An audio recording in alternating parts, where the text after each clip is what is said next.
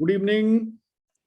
States of matter हम पढ़ रहे थे, गैस लॉज हमने देख लिए थे, आइडियल गैस इक्वेशन देख ली थी, और उसके बाद हमने रियल गैस बिहेवियर देखा था। वहां पे हमारी एक van der Waals equation of state आई थी, और जिसे हमने लिखा था P plus a n square by v square multiplied by v minus n B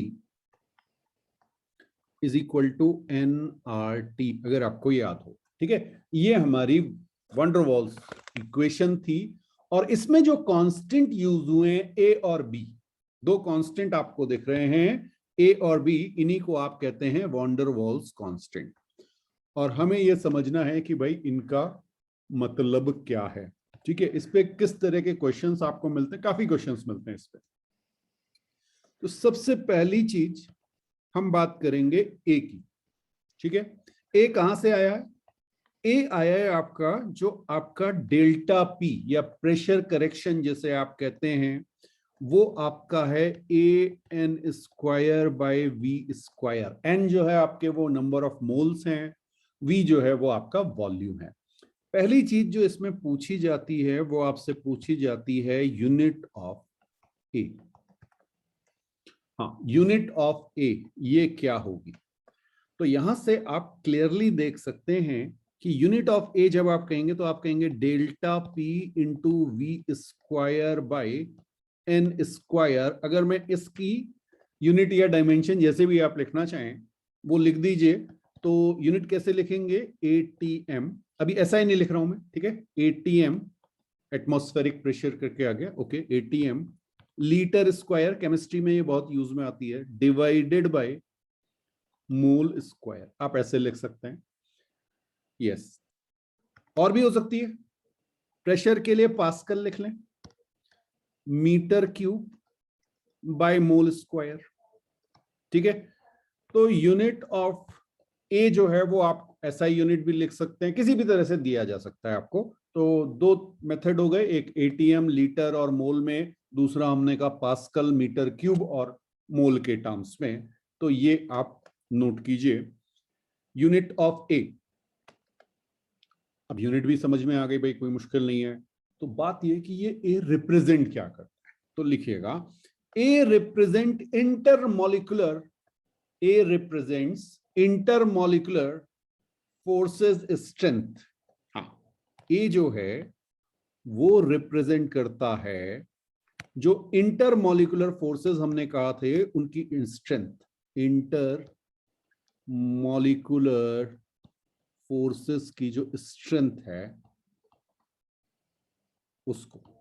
ठीक है, कितने स्ट्रांग है। तो यहां पे आप कह सकते हैं अगर आपका ए हायर है, higher the a strong intermolecular forces, strong intermolecular forces, जितना ज्यादा ए होगा उतने आपके अट्रैक्टिव फोर्सेस जो है मॉलिक्यूल्स के बीच वो ज्यादा होंगे। ठीक है, तो आइडियल गैस के लिए ए क्या होना चाहिए? आइडियल गैस के लिए ए क्या होना चाहिए? आइडियल गैस में तो कोई अट्रैक्शन होता ही नहीं है, एजम्पशन था हमारा, तो ए 0। ठीक है, ओके। यहीं पे आप कह सकते हैं स्मॉलर ए मींस वीक इंटरमॉलिक्यूलर अट्रैक्शन या अट्रैक्टिव फोर्सेस भी आप कह सकते हैं। ठीक है, ओके। और नेग्लिजिबल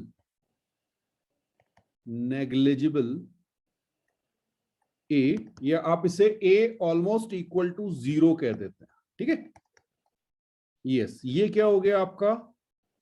बिल्कुल नेग्लिजिबल इंटरमॉलिक्यूलर अट्रैक्शन। ये आइडियल गैस वाली सिचुएशन आ गई। ठीक, अब जरा सोचते हैं जो हमने चैप्टर के फर्स्ट लेक्चर जो था उसमें पढ़ा था। हाँ, फर्स्ट लेक्चर की अगर हम बात करें तो हमने उसमें पढ़ा था कि जो पोलर गैस मॉलिक्यूल्स होते हैं, पोलर गैस मॉलिक्यूल्स, ठीक है, जिसमें प्लस और माइनस चार्ज आ जाएगा, तो वो क्या करेंगे? वो एक दूसरे को अट्रैक्ट करने लगते थे। तो अगर मैं आपसे कहूं कि मेरे पास पोलर गैस मॉलिक्यूल्स हैं और मेरे पास नॉन पोलर मॉलिक्यूल्स हैं, तो किसका ए ज्यादा होगा? हाँ, मैंने आपसे कहा कि दो मॉलिक्यूल है, एक पोलर है एक नॉन पोलर, तो किसका ए ज्यादा होगा? जिसमें अट्रैक्टिव फोर्स ज्यादा हो, और अट्रैक्टिव फोर्स किसमें ज्यादा होंगे? पोलर में। तो बिल्कुल एक पॉइंट बना के लिखते हैं, polar gas molecules have higher ए। समझ में आया? इसमें बड़े सिंपल सिंपल से क्वेश्चन मिलते हैं बेटा, कि ए की वैल्यू दे देंगे, कहेंगे बताओ कौन नॉन पोलर है कौन पोलर है, कंपैरिजन करना है। ठीक, हाँ बिल्कुल इसी तरह से आप लिख लीजिए, non polar gas molecules have lower A value. ठीक है, तो ए वैल्यू से आप चेक कर सकते हैं, कंपेयर कर सकते हैं। अब ये नहीं, आप गारंटी के साथ नहीं कह सकते कि ये पोलर है या नॉन पोलर है। आप कंपेयर, अगर आपसे कहा जाए कि एक पोलर एक नॉन पोलर, तो देख लीजिए ए जिसका ज्यादा वो पोलर। तो यहां पे आप बिल्कुल लिखेंगे ए polar is greater than a non polar. Comparative है बेटा। फाइन। अच्छा, अब आप में से कोई ये भी कह सकता है कि सर अगर दोनों नॉन पोलर हुए, अगर दोनों नॉन पोलर हुए तो भी तो कंपेयर करना आना चाहिए। तो सेकंड पॉइंट लिखिएगा, सेकंड पॉइंट है आपका, surface area of molecule is proportional to value of a, या रिवर्स भी कह सकते हैं, value of a is proportional to surface area of molecule, ऐसे भी कह सकते हैं। ठीक, बोले सर एरिया कैसे पता लगाएंगे? तो देखिए बड़ा सिंपल सा कॉन्सेप्ट है, हायर मॉलिक्यूलर वेट, जिसका मॉलिक्यूलर वेट जितना ज्यादा होगा उसका ए उतना ज्यादा होगा। समझ में आ गया? जितना मॉलिक्यूलर वेट ज्यादा होगा उतना ए ज्यादा होगा। ठीक है, यस। तो ए पे आपको अभी क्वेश्चन लेते हैं, एग्जांपल्स कुछ लेंगे। ये आपका ए के बारे में इंफॉर्मेशन हो गई। तो या तो आपसे यूनिट पे क्वेश्चन मिल सकता है, जरूरी नहीं केवल ए की यूनिट पूछी जाए, ए के साथ कुछ मल्टीप्लाई करके, जैसे फिजिक्स में भी आप डायमेंशंस वगैरह करते हैं, उस टाइप के क्वेश्चंस बन सकते हैं। इसमें बढ़िया क्वेश्चन बनता है। हाँ, होते सिंपल हैं, बिल्कुल सिंपल हैं, आप इसे याद करके भी काम चला सकते हैं। जहां पे ए आए वहां पे ये वैल्यू डाल दो, और याद नहीं है तो भाई फिर उसे कैलकुलेट भी कर सकते हैं। It hardly takes 10 to 15 second, not more than that. Okay, बिल्कुल इसे नोट कीजिए, फिर बात करते हैं बी की। नेक्स्ट कांस्टेंट जो है बेटा वो हमारा बी था, और ये बी टर्म जो हमारा आया था, ये आया था volume correction term, that is n into b. यहाँ पे एन जो था वो हमारा नंबर ऑफ मोल्स था। बिल्कुल, तो अब देखिए ये आप बड़ी आसानी से मुझे बता सकते हैं, यूनिट ऑफ बी क्या होना चाहिए। डेल्टा वी क्या है? वॉल्यूम है, और एन क्या है? मोल। ठीक, तो यूनिट ऑफ बी अगर हम कहें तो हम क्लियरली कह सकते हैं कि यहां पे हम डेल्टा वी बाय एन की यूनिट निकाल लें। ओके, तो ये हमारी हो जाएगी, चलिए पहले इस पे लिख देते हैं, लीटर पर मोल, ऐसे लिख सकते हैं, या आप इसे लिख सकते हैं मीटर क्यूब पर मोल। दोनों से कोई भी ऑप्शन दिया जा सकता है आपको। तो ध्यान रखिएगा, वॉल्यूम पर मोल। ठीक है, हाँ वो मोल पर लीटर भी तो पढ़ा था हमने, कंसंट्रेशन टर्म था शायद, मोल कॉन्सेप्ट में पढ़ा था। यस, तो कंसंट्रेशन का अपोजिट टर्म है, देख लो। ओके, अब बात यह है कि भाई ये बी क्या रिप्रेजेंट करता है। ठीक है, तो लिखेगा b represents rigid volume, rigid volume of 1 mole molecule। ठीक है, हाँ, B represents rigid volume of 1 mole molecule. तो आपने क्या किया, 1 मोल मॉलिक्यूल ले लिए। अब यहाँ पे थोड़ा सा कई बार ये लैंग्वेज से कंफ्यूजन हो जाता है, तो मैं इसके लिए एक टर्म यूज कर रहा हूं बेटा, रिजिड वॉल्यूम के साथ को वॉल्यूम। हाँ, को वॉल्यूम, को वॉल्यूम का मतलब होता है जो वॉल्यूम जो है वो गैस मॉलिक्यूल्स के मूव करने के लिए फ्री ना हो। जरा से समझिएगा इसे। मान लीजिए मैंने आपसे कहा कि मेरे पास बिल्कुल आइडेंटिकल बॉल्स हैं और ये दो बॉल मैंने इस तरह से रख दी, ठीक। हाँ, दो बॉल अभी जो है एक दूसरे के साथ कोलाइड कर रही हैं। अब मैं चाहता हूं आपसे एक और आइडेंटिकल बॉल आप लेके आइए। अच्छा, अगर आप वॉल्यूम कैलकुलेट करें, मान लीजिए मेरे पास ये एक बॉक्स है, इस बॉक्स में ये दो बॉल रखी हुई हैं, तो अगर आप केवल वॉल्यूम को सब्ट्रैक्ट करेंगे ना तो क्या हो जाएगा, क्यूब है, मान लीजिए क्यूब है, तो ए क्यूब माइनस 2 × 4/3πr³। जरा मैं ये ब्लू वाला कलर से आपको दिखा रहा हूं, बहुत ध्यान से समझना इस कॉन्सेप्ट को, क्योंकि नहीं तो इसमें जो है गलती हो जाती है वैसे। हाँ, समझने में गलती हो जाती है, जरा समझिएगा इसको। कॉमन सेंस हम कई बार कहते हैं ना, तो कॉमन सेंस यूज कर दिया तो यहाँ गड़बड़ हो जाएगी। अब अगर आप कहेंगे रिजिड वॉल्यूम, तो भाई रिजिड वॉल्यूम ये जो बॉल का है वही है, ये रेड कलर से जो आपको मैंने दिखाया हुआ है, ठीक है। ओके ओके, तो आप इस रेड वॉल्यूम को अगर कैलकुलेट करेंगे तो क्या आएगा, मान लीजिए ये ए साइड का एक क्यूब है, ऐसे करके दिखाया हुआ आपको, ऐसे करके बनेगा ना, 3D में बनेगा, तो ये आपका होगा ए क्यूब, ये तो बॉक्स का वॉल्यूम आ गया, माइनस 2 × 4/3πr³। कुछ ऐसा आना चाहिए। हाँ, बिल्कुल आपकी बात सही है कि इतना वॉल्यूम में गैस मूव कर सकती है अगर मैंने बॉल ली। लेकिन अब सोचना, अब सोचो एक तीसरी बॉल है, ये एक तीसरी बॉल मैंने आपको दिखाई, क्या ये बॉल किसी भी केस में, हाँ मैं इसको जरा सी इसको कनेक्ट कर दूं, 1 मिनट रुक जाना।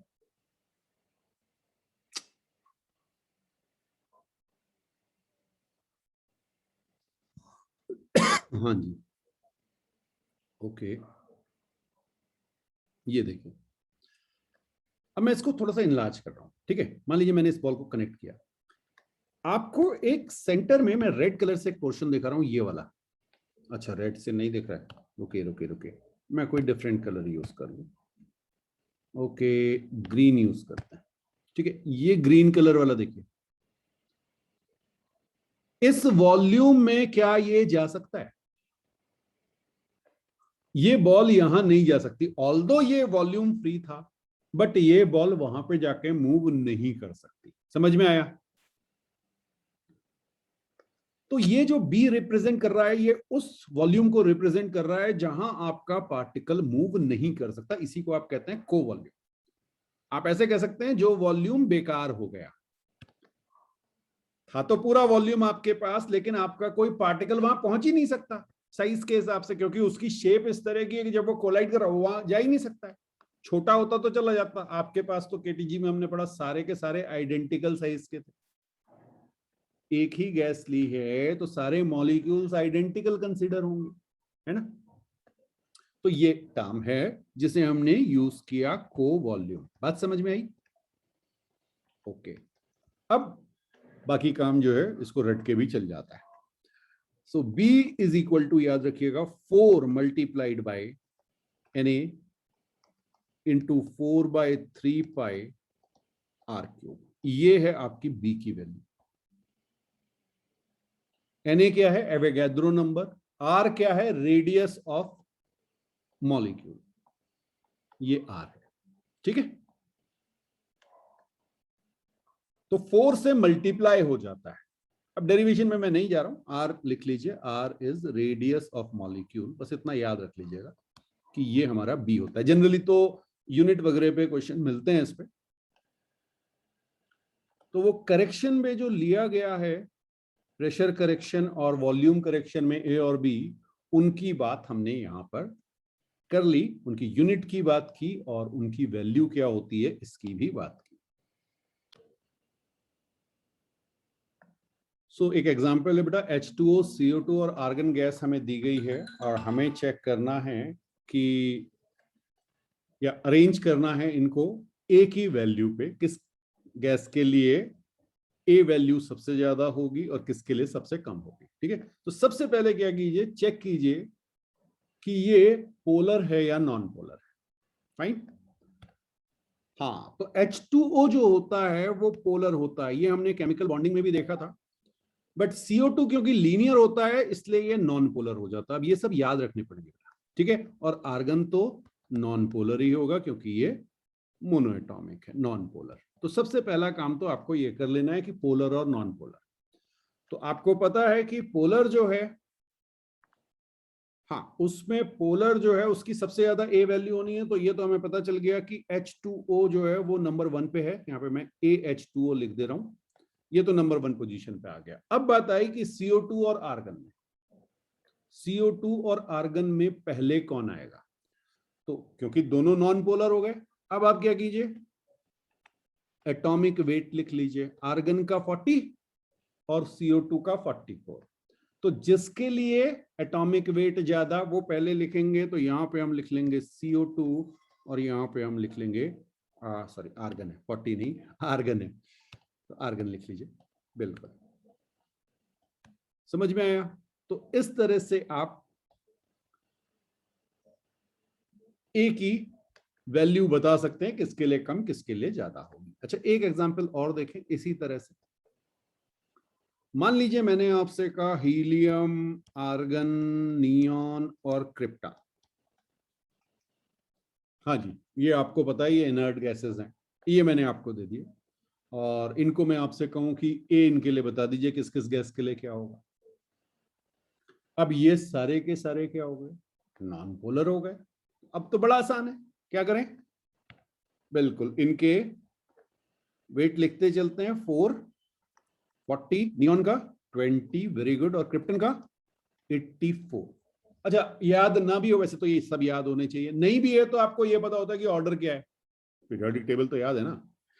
ओके, ठीक है। तो यहां पे आप लिखेंगे सबसे ज्यादा किसके लिए होगा, क्रिप्टॉन के लिए, वेरी गुड। फिर आपके पास आर्गन आएगा, गुड। फिर आपके पास नियॉन आएगा, क्या बात है, और फिर आपका हीलियम, सबका आ गया, वेरी गुड। तो बहुत आसान आसान से क्वेश्चंस, बस ये है कि हाँ आपको ध्यान होना चाहिए, अभी तो ताजे ताजे अभी अभी कॉन्सेप्ट पढ़ाया है, बट इन पॉइंट्स को लिख लीजिएगा तो आगे ये हमेशा याद रहते हैं। 2-3 बार रिवाइज कीजिए, हमेशा याद रहेंगे बेटा, बिल्कुल इसमें कुछ है ही नहीं, आसान सा कॉन्सेप्ट, ठीक है। ओके, अच्छा एक और देखते हैं, एक और देखते हैं। अब थोड़ा सा ना ऑर्गेनिक वाली चीजें आ जाएंगी, थोड़ा सा आपको ध्यान रखना पड़ेगा कि क्या है। Arrange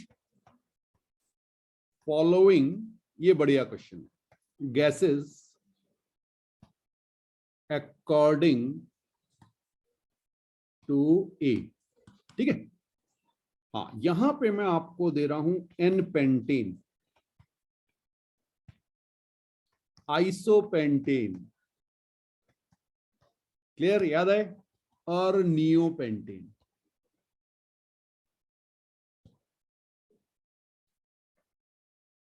N pentane, isopentane, n pentane याद है, पेंट है तो 5 कार्बन है, 5 कार्बन अगर बिल्कुल सीधी चेन में लग गए तो वो नॉर्मल पेंटेन।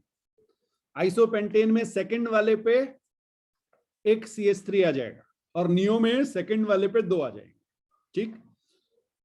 हाँ, अब ये हमने ऑर्गेनिक में स्ट्रक्चर अगर हमें पता है तो एक चीज समझिएगा, मान लीजिए मैं आपसे कहूं कि ये मेरे पास, ओके, ये एन पेंटेन बना, आइसोपेंटेन और नियोपेंटेन, ठीक है। अब मुझे ये बता दो कि भाई किसका सरफेस एरिया ज्यादा होगा, इसलिए वो सरफेस एरिया वाला टर्म लिखाया था, नहीं तो मैं तो सीधे वेट वाली बात भी कर सकता।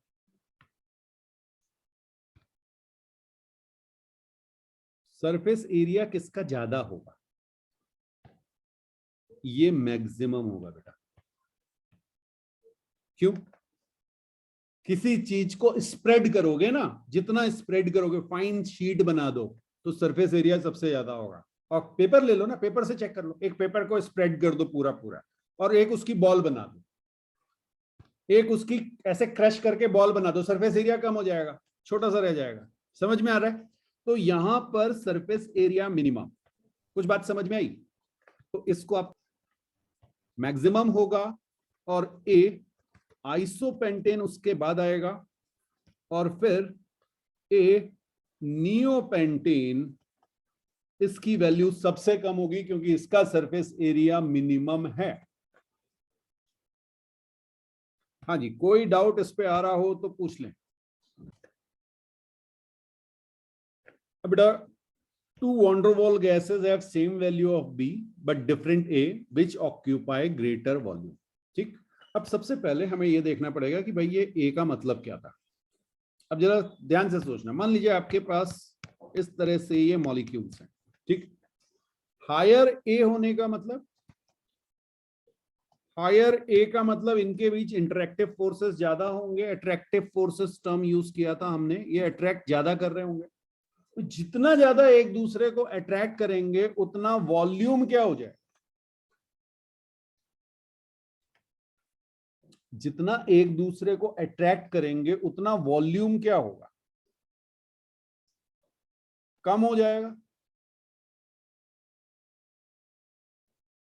नहीं समझ आया। मैंने कहा बेटा, आपके पास ये एक और ये दो मॉलिक्यूल, ठीक है। हायर ए मींस हाई इंटरैक्टिंग फोर्स। आप अट्रैक्टिव भी कह सकते हो, हमें पता है अट्रैक्टिव फोर्स ही है, ठीक है। तो जब कोई एक दूसरे को पास पास खींचेगा तो वॉल्यूम ज्यादा होगा या कम हो जाएगा। ये सब क्लोज आ जाएंगे तो वॉल्यूम कम हो जाएगा ना, आया समझ में, ठीक है। तो higher A means high interacting force means less distance between molecules or occupies less volume। तो इस तरह से क्वेश्चन आपको मिल सकते हैं, फाइन। नेक्स्ट हेडिंग डालिएगा बेटा, liquefaction of gases. Liquefaction of gases, ठीक है। हाँ, नाम से ही क्लियर हो रहा है, गैस को लिक्विफाई करना है आपको, ठीक। अब लिक्विफाई कैसे हो सकता है, गैस से लिक्विड में कैसे कन्वर्जन होता है, ये पढ़ा है आपको। हाँ, तो हम कह सकते हैं दो तरह से हो सकता है, can be done either bye, एक तो आपने बचपन से पढ़ रखा है, मैं बचपन ही कहूंगा उसे, ठीक है। हाँ, वो है आपका डिक्रीजिंग द टेम्परेचर, सबने पढ़ा है। टेम्परेचर को कम करते जाइए करते जाइए करते जाइए, एक टाइम ऐसा आएगा जब आपकी जो गैस है वो लिक्विड में कन्वर्ट हो गई होगी, ठीक है। ये दूसरा मेथड क्या होता है, दूसरा तरीका है बेटा कि आप प्रेशर को इंक्रीज कीजिए, इंक्रीजिंग द प्रेशर। ये भी वो तरीका है जिससे आप लिक्विफाई कर सकते हैं गैस को, ठीक। और ये आपने क्लास 10th में कहीं पढ़ा होगा, एलपीजी सिलेंडर वाले केस में देखा था, याद आया। हाँ, या आप दोनों मेथड भी यूज कर सकते हैं, क्लियर। अब यहां पर एक इंपॉर्टेंट पॉइंट है, इसको लिख लीजिएगा। आप कभी भी बेटा आइडियल गैस को लिक्विफाई नहीं कर पाएंगे। क्यों नहीं कर पाएंगे, जरा सोच के बताइए मुझे। लिक्विफाई कौन गैस होगी, जिनके मॉलिक्यूल्स के बीच अट्रैक्शन होगा, ठीक है। आइडियल गैस में क्या होता है, आइडियल गैस में लिक्विड जो मॉलिक्यूल्स हैं, गैसेस मॉलिक्यूल्स हैं, उनके बीच कोई अट्रैक्शन होगा ही नहीं, कोई इंटरेक्टिव फोर्स ही नहीं होगा, तो वो कैसे लिक्विड बनेंगे। एक्सक्यूज मी, बात समझ में आई। तो यहां पे आप इंपॉर्टेंट पॉइंट है, लिख लीजिए, only those gases can be liquefied, can be liquefied for which a not equal to 0, ठीक है। हाँ, a is equal to 0 ideal gas होगी। आप चाहें तो ब्रैकेट में ऐसे भी लिख सकते हैं, we can not liquefy ideal gas. कुछ कर लीजिए आइडियल गैस कभी भी, तो एक आइडियल गैस की डेफिनेशन ये है कि लिक्विफाई कर ही नहीं पाएंगे आप, ठीक है। तो आप ऐसे भी आइडियल गैस को डिफाइन कर सकते हैं, ठीक है। बात समझ में आई। अब जरा सी एक और कॉन्सेप्ट समझिए, कि अगर मैं टेम्परेचर को इंक्रीज करता हूं, अगर मैं टेम्परेचर को इंक्रीज कर रहा हूं तो क्या होगा? गैसेस की काइनेटिक एनर्जी, मॉलिक्यूल्स की ना, जो उसमें मॉलिक्यूल्स हैं, वो इंक्रीज कर जाएगी।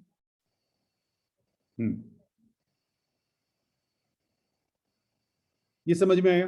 तो हायर टेम्परेचर पे हायर काइनेटिक एनर्जी होगी, तो हायर काइनेटिक एनर्जी होगी तो मुझे उनको लिक्विफाई करने के लिए प्रेशर भी ज्यादा लगाना पड़ेगा। ये ध्यान रखना। फिर से एक बार समझा रहा हूं। मैंने आपसे कहा हाई टेम्परेचर, हाई टेम्परेचर पे क्या होगा? High kinetic energy of molecules. ठीक है, अब ऐसी गैस आपके पास है जिसकी काइनेटिक एनर्जी ऑफ मॉलिक्यूल्स काफी ज्यादा है, तो आपको अप्लाई करना पड़ेगा high pressure, apply high pressure, तो इसका लिक्विफेक्शन होगा। ठीक है, समझ में आ गया? अब यहां पर एक पॉइंट आता है, उसे कहते हैं क्रिटिकल टेम्परेचर। क्रिटिकल टेम्परेचर, हाँ, ये ग्राफ जो है आपको एनसीईआरटी में मिलेगा, और एकदम से ग्राफ देख के कई बार बड़ा कंफ्यूजन सा हो जाता है कि ये क्या हो क्या रहा है टाइप। बहुत सिंपल सा कॉन्सेप्ट है। मैं उस ग्राफ को आपको अलग अलग करके दिखा रहा हूं पहले, ठीक है? हाँ, फिर वो ग्राफ आपको समझ में आ जाएगा। तो पहले मैं आपको वो ग्राफ नहीं दिखा रहा हूँ, नहीं तो फिर वो दिमाग में कुछ और चीजें बन जाती हैं, तो एकदम से पकड़ में नहीं आता कि हो क्या रहा है। मान लीजिए मैंने कोई टेम्परेचर फिक्स किया, मैंने टेम्परेचर एक T1 ले लिया है, ठीक है? और यहाँ पे मैं वॉल्यूम और पी ग्राफ बना रहा हूँ, और ये मेरा, अभी मैं आपको चलिए CO2 के लिए दिखा रहा हूँ, ठीक? CO2 गैस के लिए मैं आपको ग्राफ दिखा रहा हूँ। मैं अपने बनाने के लिए एक छोटी सी, अभी आपको ये समझ में आ जाएगा, एक मार्किंग ले रहा हूँ। इस तरह का एक पहाड़ सा मैंने बनाया है। ये मार्किंग क्या करेगी ये भी आपको समझ में आएगा, ठीक? चलिए, अब हमने क्या किया, ये टेम्परेचर हमारे पास T1 था। इस फिक्स टेम्परेचर पे हमने हायर वॉल्यूम है, ठीक? अब आपको पता है PV is equal to ZnRT या nRT, अगर आइडियल गैस है तो ये आपको पता है, ठीक? टेम्परेचर आपने फिक्स कर दिया, तो आपको प्रेशर अगर इंक्रीज करना है, प्रेशर आपको इंक्रीज करना है, तो वॉल्यूम को क्या करना पड़ेगा, जल्दी से मुझे बता दीजिए। सही बात, आपकी डिक्रीज करना पड़ेगा, ठीक है ना? डिक्रीज करना पड़ेगा। तो हमने क्या किया, हमने वॉल्यूम को डिक्रीज करना शुरू किया, या आप कह सकते हैं प्रेशर इंक्रीज करना शुरू किया। इस डायरेक्शन में हम चले, ये हमारा स्टार्टिंग पॉइंट है, स्टार्टिंग पॉइंट, ठीक है? ओके, एक पोजीशन आपकी आएगी जहां पर आपको ये गैस जो है ये पहली बार लिक्विफाई होते हुए दिखेगी। ओके, मैं यहां पे रेड कलर से आपको ये पॉइंट दिखा रहा हूं, ठीक है? इसे आप कहते हैं ड्यू पॉइंट। समझिएगा, ये ड्यू पॉइंट है आपका। यहां पर पहली बार गैस आपकी थोड़ी सी कन्वर्ट हुई होगी इस पे, लिक्विड पे, पूरी नहीं, पूरी नहीं, ठीक? अब आपके पास यहां पर प्रेशर कांस्टेंट हो गया होगा। ओके, मैं ब्लैक कलर यूज कर रहा हूं बेटा, ये लीजिए आपने, और वॉल्यूम धीरे धीरे कम होगा सेम प्रेशर पे, ठीक है? यहां पर ये जो लाइन आपको दिख रही है, ये आपकी इक्विलिब्रियम स्टेज है, लिक्विड से गैस। हाँ, लिक्विड गैस में कन्वर्ट हो रही होगी, गैस वापस लिक्विड में कन्वर्ट हो रही होगी, और फिर एक टाइम ऐसा आएगा जब ये कंप्लीटली लिक्विड में कन्वर्ट हो चुकी होगी, और फिर आपका ग्राफ कुछ ऐसा बन जाएगा, ठीक है? इसमें ये जो पॉइंट आपको दिख रहा है, ये पॉइंट आपका कहलाएगा, यहां पे फिर से मैं रेड कलर से ये पॉइंट आपको दिखा रहा हूं, यहां पे आप कह सकते हैं लिक्विफेक्शन कंप्लीट। लिक्विफेक्शन कंप्लीट हो गया। एक जगह स्टार्ट हुआ, कहां पे? ड्यू पॉइंट पे। ड्यू पॉइंट पे आप कह सकते हैं लिक्विफेक्शन स्टार्ट हुआ है, फाइन। और लिक्विफेक्शन कंप्लीट हुआ, इस पॉइंट को आप कहते हैं बबल पॉइंट। Bubble point. कुछ बात समझ में आई? तो इस तरह का आपको ग्राफ दिखेगा। अब मैं एनसीईआरटी का ग्राफ ले रहा हूं और उस पर अब बात करेंगे। ये ग्राफ जो है, ये जो ग्राफ मैंने अभी आपको दिखाया, डिफरेंट डिफरेंट टेम्परेचर पे ये ग्राफ है और आपको टेम्परेचर भी दिखाए हुए हैं। ये ग्राफ जो है बेटा, ये CO2 गैस के ही लिए लिया गया है और जितनी भी आपकी रियल गैसेस हैं वो इसी की तरह बिहेव करती हैं। अब जरा सी ध्यान से समझिएगा। इसमें अगर मैं आपको फर्स्ट ग्राफ दिखाऊं, और फर्स्ट ग्राफ में आपको ब्लू कलर यूज कर रहा हूं, ये रहा आपका ब्लू कलर की लाइन से ही दिखा रखा आपको ये ग्राफ, ठीक है। लेट्स से ये टेम्परेचर आपका T1 है, तो इसमें फर्स्ट पॉइंट आपको ये ब्लैक कलर का जो मैंने आपको दिखाया, ये एक ड्यू पॉइंट है, एक बबल पॉइंट है। क्लियर? ये आपका टेम्परेचर है 13.1 डिग्री, और P1 टेम्परेचर पे आप देख रहे हैं आपके वॉल्यूम में सडन चेंज आ रहा है। ये आपका हायर वॉल्यूम है जहां पे आपकी गैस लिक्विफाई होना स्टार्ट हुई थी, और ये आपका लोअर वॉल्यूम है जहां पे आपकी पूरी की पूरी गैस लिक्विड में कन्वर्ट हो चुकी है। फाइन।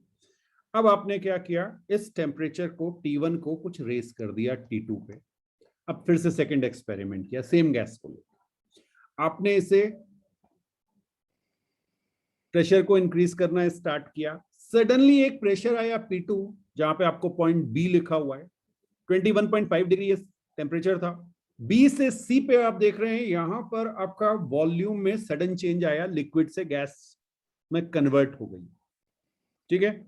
और उसके बाद फिर ये लिक्विड वाली स्टेट पे चलने लग गई कहानी। अब जरा थर्ड ये वाले ग्राफ को देखिएगा बेटा, पर्पल कलर से जो ग्राफ दिखाया हुआ है इसे मैं T3 कह रहा हूं। ये 30.98 डिग्री सी आपको लिखा हुआ दिख रहा है, यहां पे देखिए, ठीक है। और ये लिखा हुआ है TC। अब इसमें एक खासियत है, इस ग्राफ को देखिए जरा, क्या हुआ इस ग्राफ में। आपने प्रेशर को इंक्रीज किया, इंक्रीज किया, इंक्रीज किया, इंक्रीज किया, ई पॉइंट पर जाकर, ई पॉइंट पर जाकर क्या हुआ, ये लिक्विड आपको दिखा हो, हाँ, ड्यू पॉइंट। लेकिन यही ड्यू पॉइंट बबल पॉइंट, यही ड्यू पॉइंट बबल पॉइंट। समझ में आया? तो आप क्या कह सकते हैं क्रिटिकल टेम्परेचर के लिए, क्रिटिकल टेम्परेचर वो टेम्परेचर है जहां पर ड्यू पॉइंट और बबल पॉइंट सेम हो जाता है, ठीक है। हाँ, इसकी डेफिनेशन जो है वो थोड़ा अलग वे में लिखी जाती है, पहले इस ग्राफ को समझ लीजिए फिर आपको सारी चीजें लिख। तो मैंने आपसे कहा कि आप लिक्विड स्टेट से गए गए गए, आपको जैसे ही सॉरी सॉलिड गैसेस स्टेट से गए, आपने प्रेशर इंक्रीज करना शुरू किया।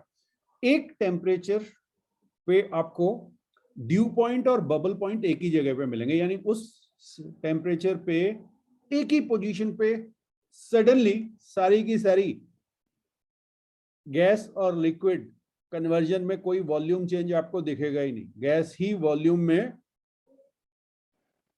इक्वल हो गया लिक्विड वॉल्यूम के, गैसियस वॉल्यूम इक्वल हो गया लिक्विड वॉल्यूम के। जबकि बाकी नीचे आप देखेंगे बी से सी जाने में 21.5 डिग्री पे देखिए, बी से सी जाने पे आपको वॉल्यूम में चेंज दिखा था। यस, ठीक है। अच्छा, इस क्रिटिकल टेम्परेचर से ऊपर चले जाइए, क्या हुआ, इस क्रिटिकल टेम्परेचर से ऊपर चले जाइए, 31.1 डिग्री ग्रीन कलर से जो आपको दिखाया गया ग्राफ, उसमें आप देखेंगे कि आपका प्रेशर आप कितना भी लगा लो वो लिक्विड स्टेट पे पहुंचा ही नहीं, ठीक है। तो डेफिनेशन लिखें, ग्राफ समझ में आए, लिखिएगा। अ temperature for any gas, a temperature for any gas at which kinetic energy of gas molecules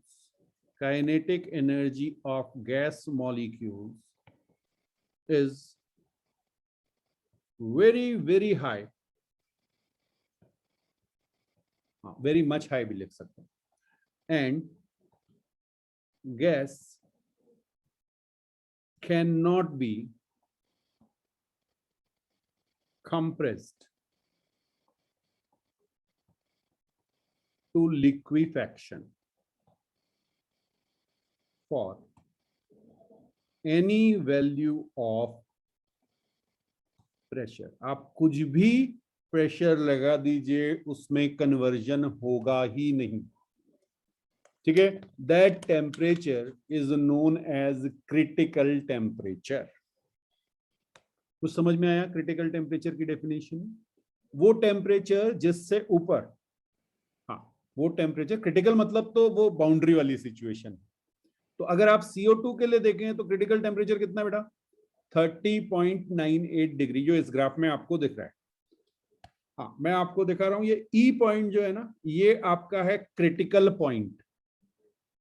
तो यहां पे आप कह सकते हैं टी क्रिटिकल जो है वो 30.98 डिग्री सी है। आप इसे केल्विन में भी कन्वर्ट कर सकते हैं, क्वेश्चन में कैसे दिया हो ये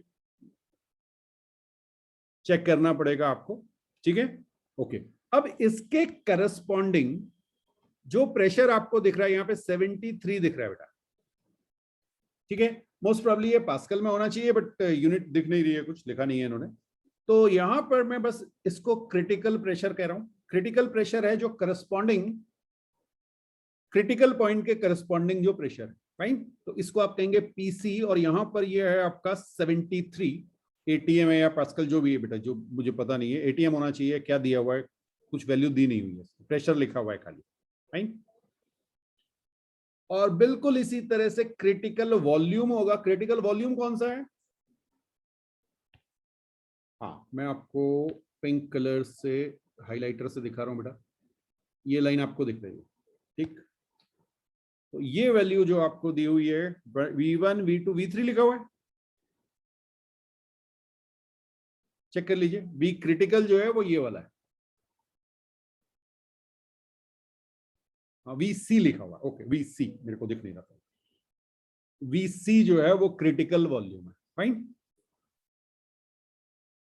बिल्कुल बिल्कुल, तो ये आपका critical volume.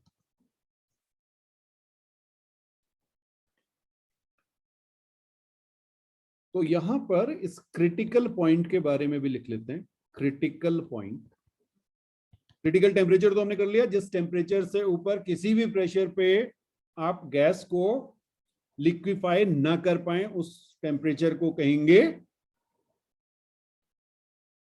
Critical temperature. Okay, critical point क्या होगा?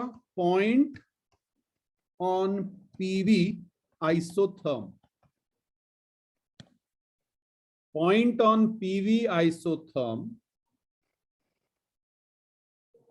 Drawn at T is equal to TC। अभी समझा रहा हूं इसका मतलब क्या है। एट विच, जो हमने ग्राफ आपको दिखाया था ना, वो 30.98 वाला जो ग्राफ चल रहा था। तो point on PV isotherm drawn at T is equal to TC, at which bubble point and dew point, bubble point and dew point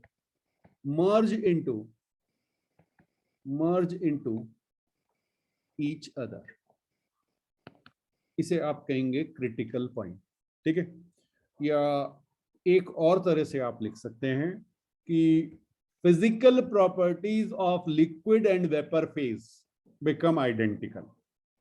जो लिक्विड फेज होता है वो बिल्कुल वैसे ही उसकी प्रॉपर्टीज बिहेव कर रही हैं जैसे वेपर फेज की, कोई डिफरेंस है ही नहीं लिक्विड और वेपर में। तो आप क्या कहेंगे कि उसका लिक्विफिकेशन हो ही नहीं रहा है, तो आप उस लिक्विड बनता ही नहीं हो। तो लिक्विड और वेपर फेज दोनों जो हैं वो सेम कंडीशन में रहते हैं। तो लिख लीजिए, कहीं पे आपको ऐसा भी लिखा मिल सकता है, physical properties of liquid and vapour phase become identical. Critical point में ऐसा होता है, ठीक है। TC is equal to temperature above which gas cannot be liquefied,